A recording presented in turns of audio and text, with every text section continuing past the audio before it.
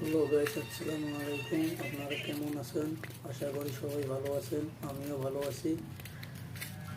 বৃষ্টি পড়েছিল, তখন আমি অল্প ঘুরতে গিয়েছিলাম। যে দেখি এত সুন্দর একটা রাস্তা পার্ক আছে। কখনো কল্পনা করতেও পারিনি। রিল না বানালে ভালো লাগতো। দেখো, এখানে পার্কে এসে মনটা ভালো লাগলো। ছোট্ট একটা ক্লিক করলাম আমি। দেখো, আসামে এটা ভালো লাগলে শেয়ার করে দেবেন, লাইক করে দিবেন, গাঞ্জা প্লিজ খায়। সাবস্ক্রাইব করে দিন।